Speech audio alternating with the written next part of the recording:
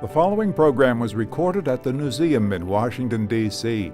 3 STEM educators were honored for their outstanding achievements in helping students discover engineering during the inaugural DiscoverE Educator Awards, which were part of Engineers Week 2012.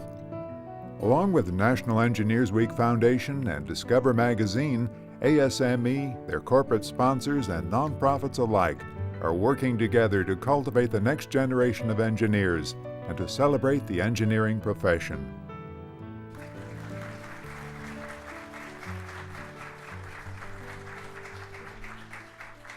Welcome to all of you. It's a treat to be here for E-Week. When I say E, we're talking about the other E, long before there was email and eVites and e-commerce and eHarmony and e-sex, eGads. Before all of that, there was just plain old E's, engineers making possible all the function, fun, and convenience for the rest of us. Now, to say this is an unheralded profession is an E understatement, to be E sure. Certainly, that is true among young people who assume engineers sit at the front of the train wearing a funny pinstriped hat. ASME is the lead organization of E-Week, which is brought to you by engineering associations, corporate leaders, and government agencies that want to celebrate the contributions of engineers to shape a world that, frankly, we take for granted. This morning's ceremony and subsequent panel sessions have been carefully, well, shall we say, engineered to help us see what is possible and find some concrete ways to make it a reality. That is, after all, what an engineer does for a living. Hopefully today we'll walk away with a bit of a blueprint of where all of us in this room can make a difference for some K-12 kids. We're also here to recognize some amazing teachers who have a special gift for reaching young people and inspiring them to embrace subjects that may seem a little daunting at first. Now, I just got back from Fukushima, Japan. I was there on assignment for the PBS NewsHour. Apparently my last batch of stories from there got glowing reviews. So I thought I would, it's an engineering joke, so I thought I would return for some other stories that would coincide with the anniversary, which is coming up on March 11th. Now, Japan is an unparalleled example of the power, the perils, and the promise of engineering. It's a nation with 200-mile-an-hour trains that depart and arrive on the nanosecond, manufacturing efficiency that is unsurpassed. It is also home to the Fukushima Daiichi meltdowns, a reminder to all engineers to double-check their assumptions and calculations and make sure their designs are robust enough. In the wake of Fukushima, we're seeing the promise of engineering as the Japanese get busy cleaning, sorting, and remediating a mess that covers an area the size of Connecticut. Now, you want an engineering challenge, there it is. So get busy, engineers. I'm a history major, all I can do is talk about it. Now, we will do some talking today, to be sure. That's what I do for a living. But I want to challenge all of you to think of ways we can turn the discourse into a to-do list. So let's stay focused on the concrete and not the hot air. We are here primarily to celebrate 3 exceptional STEM educators who are helping students discover engineering. Nominated by engineers as shining examples of teachers who go beyond the usual classroom syllabus to bring engineering to life, they are just a few of the unsung heroes who are the teachers who influence our young people. I should mention that our winners, the 3 of them, are all equals this morning. There's not a 1, 2, or 3. They're all winners. So we're going to present them in alphabetical order. Our first winner was nominated by Steve DeLeon of Lockheed Martin Aeronautics Company and the Texas Alliance for Minorities and Women in Engineering. Our winner was born in the Philippines, a place where they always push the envelope. And so it goes for her. She was fascinated with physics from the start and gravitated to teaching. One day, one of her students sent her a text suggesting that she apply for a teaching job in the U.S. Now, presumably, that student had some good motive to get his teacher out of the country. But that's another story, I think. In any case, she came to the U.S. and has found science is a universal language, and teaching it energizes her and her students. Oh, in her spare time, she applied to become a NASA astronaut, and she got a ringing endorsement not long ago when she told Neil Armstrong she wanted to be the first woman on Mars. He gave her 2 thumbs up. Let's watch a little bit more about her.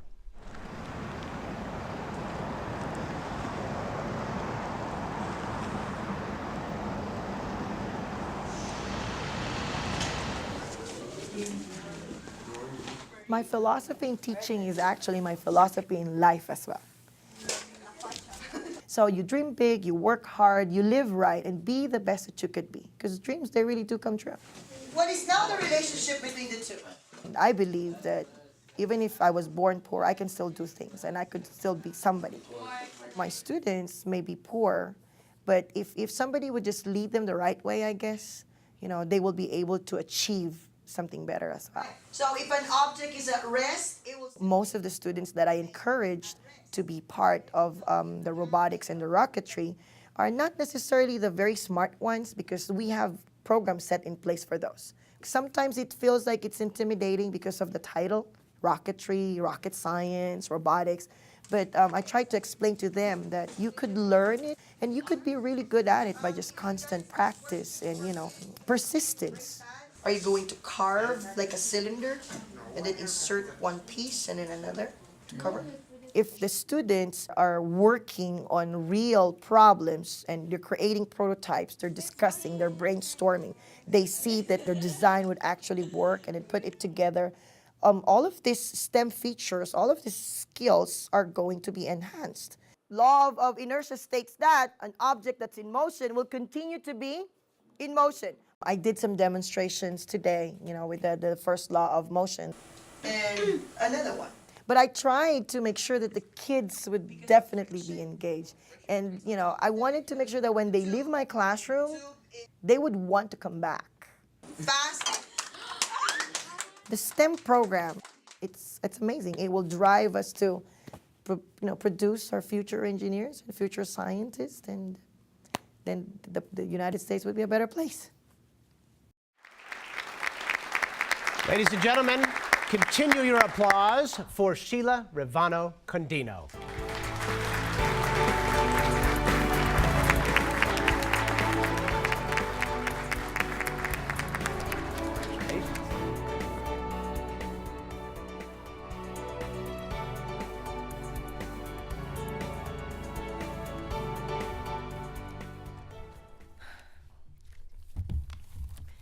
Well, thank you very much for having me here.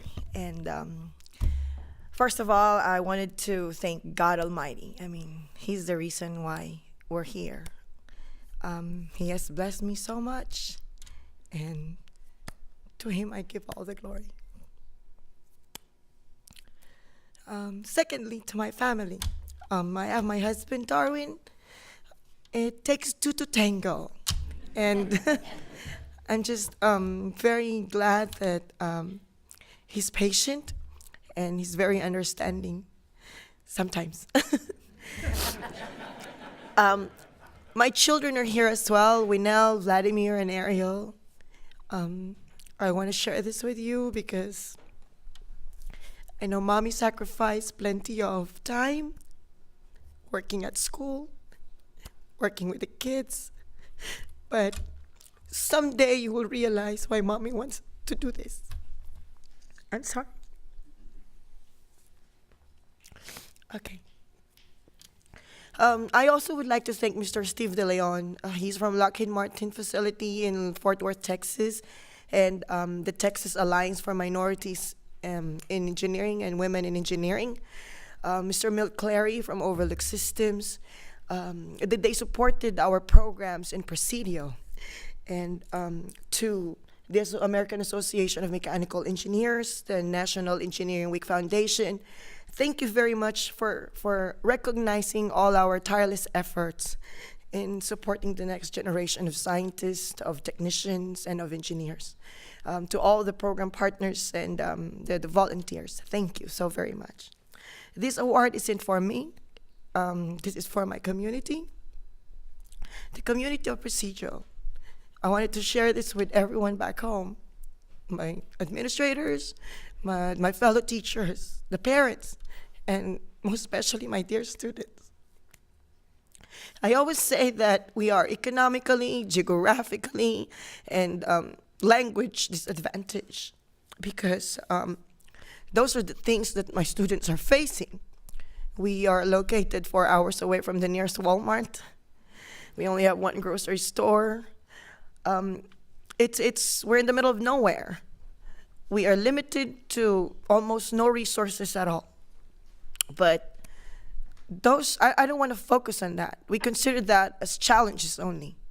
And together with my students and my colleagues, we try to face and overcome all of these challenges.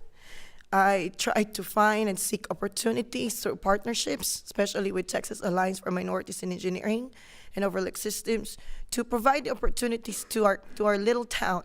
Because, I believe that great things happen to Presidio every day. It really does. And focusing on the negative aspect of my little town will not, that doesn't matter to me. What matters to me and what I wanted to share with you is the great things that our students are involved in. We have robotics program that we cater students from grades 3 to 12. They compete at the TCEA robotics and ball robotics competition. I just got back recently from a long drive from Presidio to Texas Tech University, which is about 9 hours drive, to compete, my students competing at the STEM challenge. And the middle school group won overall champion. The high school group was overall champion for 2 years. And now we're eligible to compete for the state level. We have a nationally recognized rocketry program, and 3 of my girls got invited to present and meet Mr. Obama 2 weeks ago. All of these things won't be possible if we do not have that strong will and determination that we should also provide equal opportunities for the underrepresented, minorities, especially women in education. And in conclusion, I wanted to challenge you all, volunteers, corporations, and organizations to put your investment, continue investing on our students, and I will assure you that the kind of return that will benefit this country, it will put United States continuously to be the best in the world. Thank you so much, and God bless America.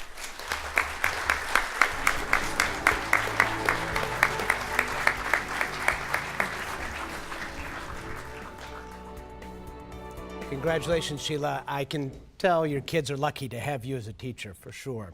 Our next winner was nominated by Terry Wojciechowski, of General Motors Corporation and the Engineering Society of Detroit. Our winner is the son of 2 Detroit public school teachers, and he says he always wanted to go into the family business. His students, also in Detroit Public School, are lucky to have a teacher with such tremendous passion. His goal is nothing less than helping forge a new generation of Detroiters who have the vision and skills to reshape and rebuild a devastated city. Let's take a look at him in action.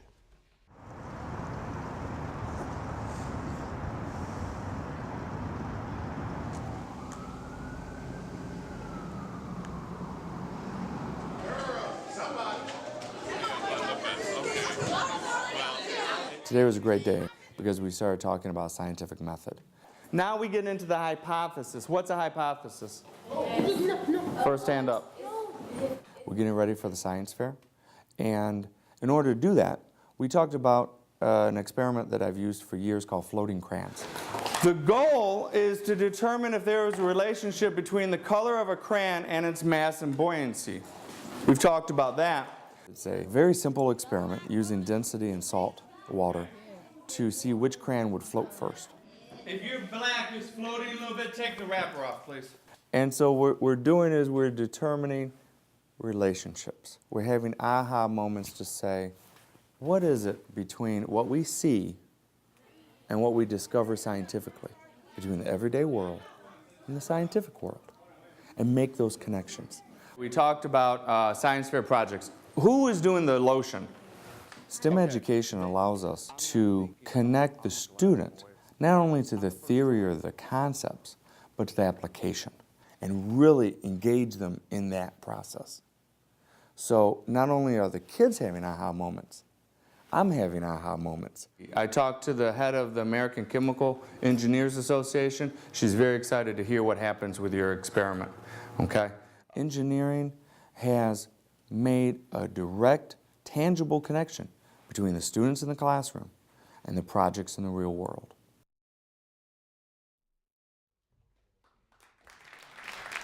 Ladies and gentlemen, Derek Sale.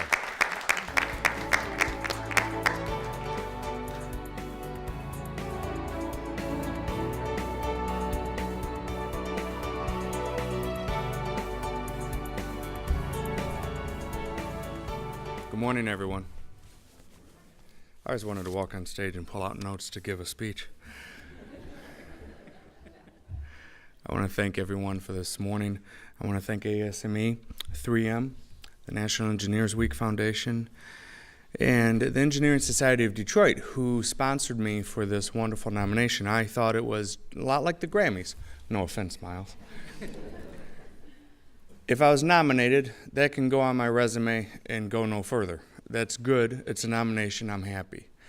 When I heard that I won, I thought to myself, yes, that's great. I was acknowledged. This is wonderful. I am the best. And then I thought to myself, why? What did I do? And some time passed, maybe 3 weeks. We were involved in future city competition.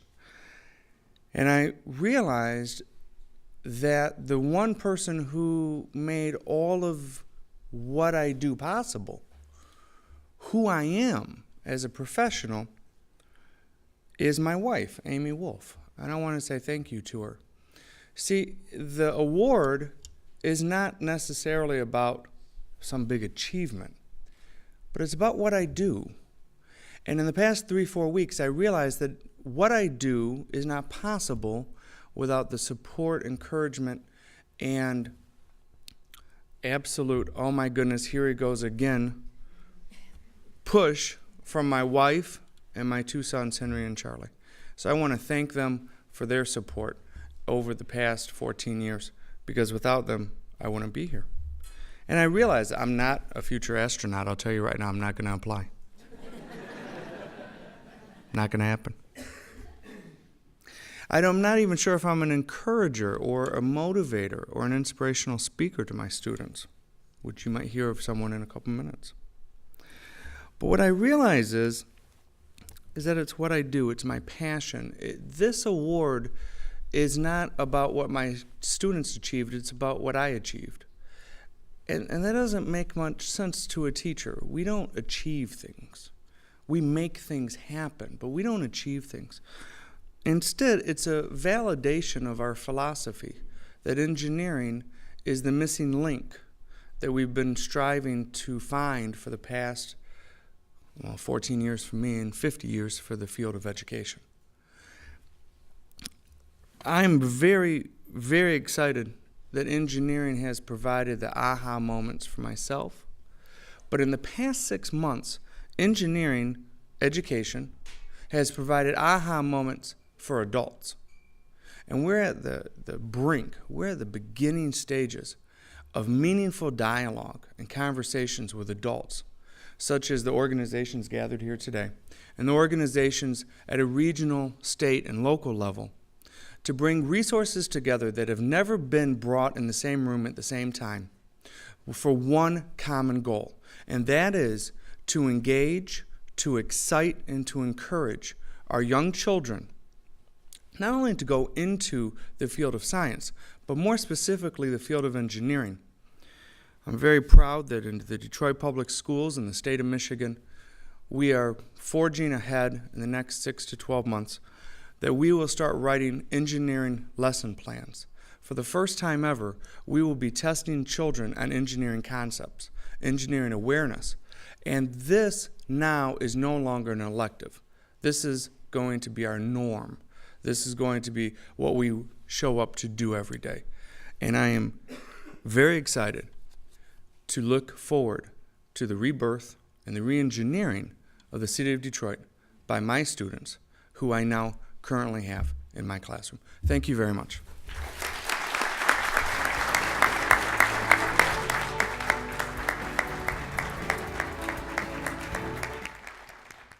Our third winner was nominated by Victor Udoa of USAID, Google, AAAS, and ASME. Now, one morning when our winner was 3 years old, he tried to run away to school. I met his mother this morning. She verified this. He had some books, he was on his way to go. That's where he wanted to be, and she firmly told him he'd have to be patient. His time would come. Eventually, it must have seemed like an eternity at that age, the school bus did indeed come for him as well. Well, he hasn't stopped going to school ever since, and I suspect he's made many of his students feel the same way. Here's what I'm talking about.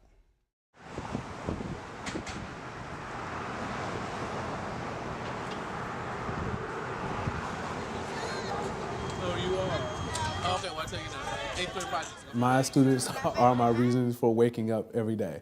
And that changes throughout the day because they're children.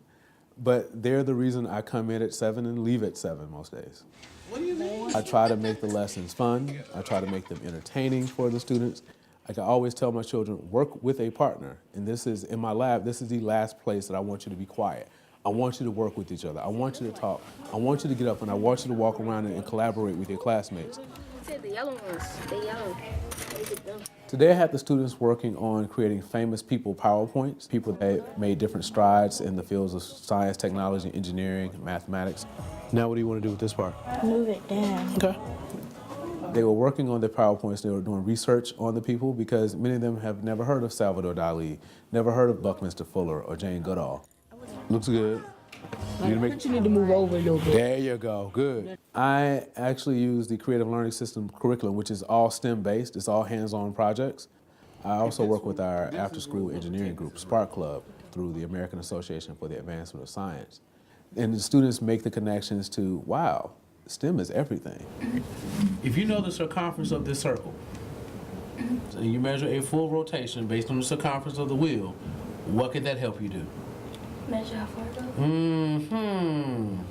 I feel that STEM is beneficial for students because the students actually get to make more sense out of their world because they get to see the hands-on processes that it takes to create a car, to create a building. One of my female students a few weeks ago, she said, I like engineers. The world wouldn't even exist without engineers. Ladies and gentlemen, please welcome Javaris Powell.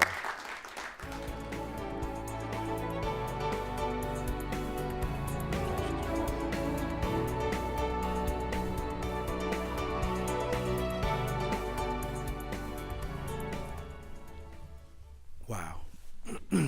I'm trying not to show how nervous I am, but I actually stand here because of the moment you referenced where I tried to escape and go to school. So I stand here because of The Pokey Little Puppy.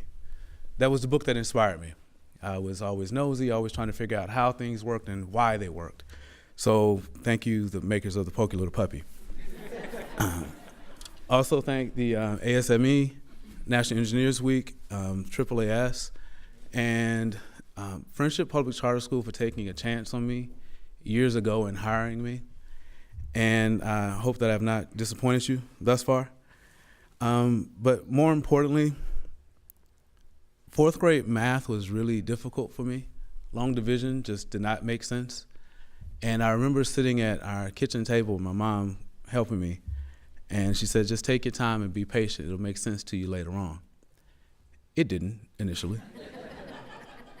And I actually thought about it and how I'm a huge cartoon fan and Optimus Prime and the Transformers and how they would transform. That actually encouraged me to figure out the steps of long division. If Transformers can transform, I can figure out long division. Also, my students have continued to serve as motivation for me. I only have 2 rules or guidelines in my class, and that's learn and have fun. And whichever order you choose, that's fine as long as you learn along the way. And a couple of weeks ago, our students competed in the United States Department of Energy's Science Bowl. And initially, we were supposed to have 5 students to compete. And for various reasons, only 2 of them were actually able to show up. And they won 3rd place. And, thank you. And when we started, they were like, science is boring. It's crazy. We don't like it. And a few weeks into it, this science is fun. I like this. And one of my girls has actually said now, because of what she's been doing in our lab, she now wants to become a mechanical engineer. And her science project just last week actually, She worked on laser communication, and she won first place in our science fair. So I stand here because of my children and all the people in Terry, Mississippi who continue to encourage me, because I come from a town where we don't have any traffic lights. So any engineers who want to help us out with that, feel free. So thank you, Mom. Thank you, Dad. Thank you, Grandma, for encouraging me and continuing to say, be patient. It will come. And last, my favorite teachers, it was Ms. Doris Compier, my high school speech coach. Hope I'm not disappointing her with this speech right now. And Dr. Mark Henderson, my undergraduate mentor at Jackson State University, who always pushed and said that whatever you want to do, you can. All you have to do is try. And those are my words for my students. Whatever you want to do, all you have to do is try. Thank you all.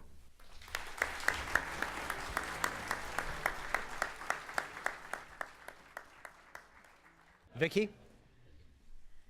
Thank you, Miles. And congratulations to all our winners. I'd also like to mention that in addition to the 3 winners you've met today, we have an impressive group of runners-up and honorable mentions. You can find their names and more information about them and their accomplishments in your program. Thank you, Vicki, and thanks and congratulations to all the winners and the runners-up and all those who were nominated.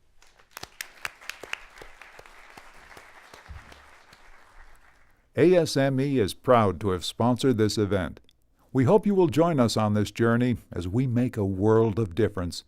If you know of a STEM educator who should be honored for their outstanding achievements, please contact us at eweek@asme.org.